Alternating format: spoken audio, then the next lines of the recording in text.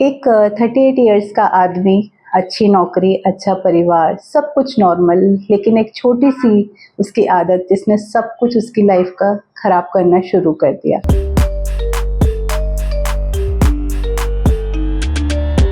तो आज हम एक केस के बारे में बात करेंगे। एक 38 इयर्स का मेल जो मेरे पास आया था और अभी काफ़ी बेहतर है और नॉर्मल रूटीन में आ गया है। तो उसकी जब भी वीकेंड आता तो दोस्तों के साथ वो पार्टी करता था। He was a IT professional और पार्टी करता था, अल्कोहल लेता था, उसको बहुत अच्छा लगता था, उसको एक सेंस ऑफ रिलीफ आता था, खुश होता था। लेकिन धीरे-धीरे ये जो उसका वीकेंड वाला अल्कोहल इंटेक था, वो धीरे-धीरे वीकडेज़ पे आने लगा। फिर उसके बाद घर आके उसको लगता था कि थोड़ा सेंस ऑफ रिलीफ मिलेगा, तो 1 पैक, 2 पैक, 3 पैक, और ये कब बढ़ गया उसको पता ही नहीं चला। और वो इस हद तक बढ़ गया कि वो रोज़ ही उस अल्कोहल को लेने लगा।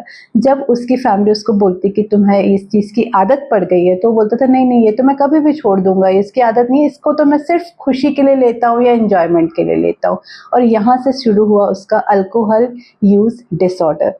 आगे क्या हुआ वो मैं बताती हूँ कि धीरे-धीरे उसको ऐसा हुआ कि वो ऑफ़िस जाना उसका कई बार छूट जाता था, क्योंकि रात को इतना ज़्यादा पी के सो जाता था कि सुबह उसकी नींद नहीं खुलती थी। और अल्कोहल इतनी ज़्यादा हो जाती थी कि उसके चलते उसका रूटीन ख़राब होने लगा, उसका काम में मन नहीं लगता था, क्योंकि वो काम करता था, तो एक तो उसका फ़ोकस नहीं होता था हैंगओवर के कारण, और दूसरा उसको लगता था कि कब रात होगी और कब मैं पीऊँगा।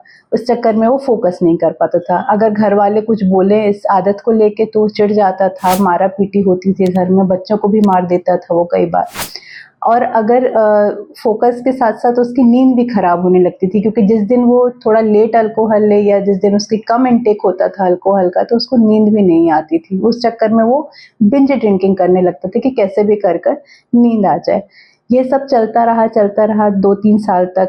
फैमिली बोलती रही, लेकिन उसको कुछ भी फ़र्क नहीं कि नहीं, मैं ये तो कभी भी छोड़ दूँगा, कभी भी छोड़ दूँगा, लेकिन उसने किसी की नहीं सुनी। और फिर आया एक टर्निंग पॉइंट।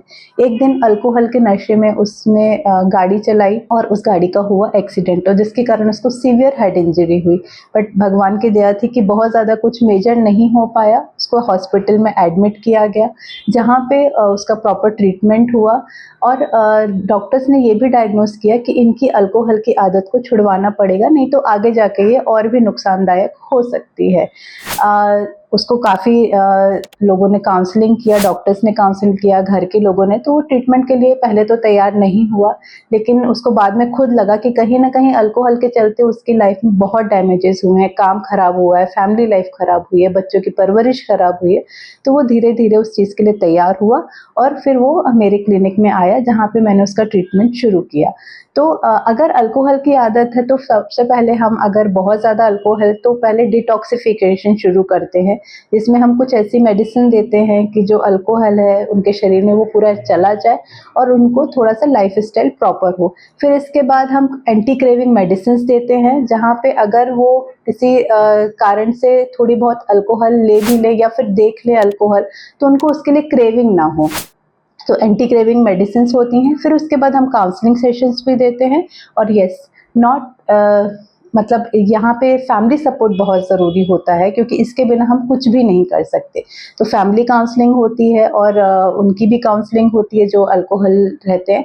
और कई बार अल्कोहल एनोनिमस ग्रुप्स भी होते हैं, जहाँ पे हम उनको इंट्रोड्यूस कराते हैं। अल्कोहल एनोनिमस ग्रुप में एक्चुअली जिन लोगों ने अल्कोहल छोड़ दी है और उनकी लाइफ़स्टाइल कितनी अच्छी हो गई है, वो लोग वहाँ पे होते हैं, तो वो अपने एक्सपीरियंसेस शेयर करते हैं, जिसके कारण मोटिवेशन भी होता है। तो अगर आप ऐसे किसी को जानते हैं जो अल्कोहल का शिकार है या रोज़ अल्कोहल ले रहा है या अल्कोहल के चलते काम में फ़ोकस नहीं कर रहा, उसकी फैमिली लाइफ ख़राब हो रही है, तो आप डेफ़िनेटली हमको अप्रोच कर सकते हैं इस प्रॉब्लम के लिए। And alcohol is not a weakness, या alcohol disorder is not a weakness, it's a psychological condition which can be treated. तो अगर आपको ये वीडियो पसंद आया है तो please like, share and subscribe. नमस्कार।